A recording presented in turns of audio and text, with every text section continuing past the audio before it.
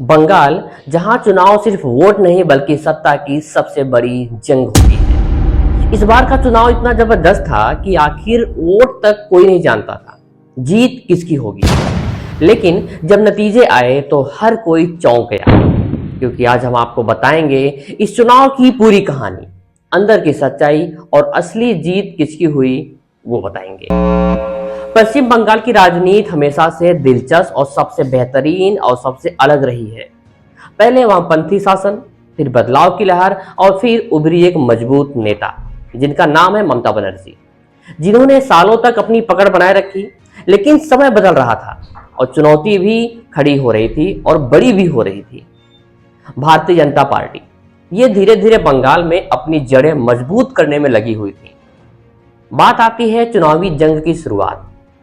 जैसे ही चुनाव की घोषणा हुई, बंगाल में सियासी तापमान बढ़ गया। रैलियां, रोड शो, बड़े बड़े वादे होने लगे। बेशक वो वादे बाद में ना पूरे हो, वो दूसरी बात है, सभी को पता है। ममता बनर्जी ने कहा हमने काम किया है, जनता हमें फिर से मौका देगी। उनका ये ओवर कॉन्फिडेंस था। वहीं पर भारतीय जनता पार्टी यानी कि बीजेपी ने कहा अब बदलाव का समय आ गया है। दोनों तरफ से पूरी ताकत झोंक दी गई थी इस चुनाव में। बड़े मुद्दे, इस चुनाव में कई बड़े मुद्दे छाए रहे, जैसे विकास, बेरोजगारी, महिला सुरक्षा, केंद्र वर्सेस राज्य यानी कि सेंट्रल वर्सेस स्टेट। हर पार्टी ने अपने अपने तरीके से जनता को प्रभावित करने की पूरी कोशिश की। लेकिन असली सवाल यह था कि जनता खड़ी किसके साथ है।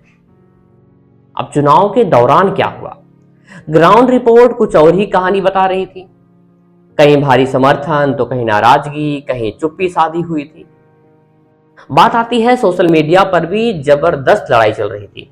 हर दिन नए आरोप लग रहे थे एक दूसरे के खिलाफ, नए बयानबाजी हो रही थी और नए रणनीतियां जो है बनाई जा रही थी, बताई भी जा रही थी। बात आती है रिजल्ट डे, सबसे बड़ा सस्पेंस। और फिर आया वो दिन जिसका सबको इंतजार था, रिजल्ट डे का। शुरुआती रुझान कुछ और ही कह रहे थे, लेकिन जैसे जैसे काउंटिंग बढ़ी तस्वीरें बदलने लगी। कुछ सीटों पर उलटफेर हुआ, तगड़ा उलटफेर हुआ, और कुछ जगहों पर क्लीन स्वीप। और आखिर में तस्वीर साफ हो गई क्योंकि बीजेपी ने बाजी मार ली। अब सवाल है जीत क्यों मिली बीजेपी को? मजबूत ग्राउंड कनेक्शन, सही रणनीति और जनता का भरोसा, यही मेन था। और टीएमसी की हार क्यों हुई? कमजोर प्लानिंग, उम्मीदवार चयन में गलती और वोट का बंटवारा, यह सबसे बड़ा मुद्दा रहा। तो दोस्तों, बंगाल का यह चुनाव सिर्फ जीत हार नहीं था, यह था जनता का फैसला जो जनता ने लिया है। बंगाल की जनता ने, पश्चिम बंगाल। लेकिन आप क्या सोचते हो, क्या ये सही नतीजा है? कमेंट में अपनी राय जरूर बताना। जहां तक मेरा मानना है कि जनता का चुनाव है, जनता का सिलेक्शन है, पब्लिक ने जिसको चुना है वो पश्चिम बंगाल में आया है। और फिर से एक बार जो चुनावी मुद्दे थे उन मुद्दों पर जो वहां अभी बीजेपी सरकार है वो उन मुद्दों पर अपनी खरी उतरेगी, ये सबको पता है और ऐसा होता भी रहा है और हो भी सकता है।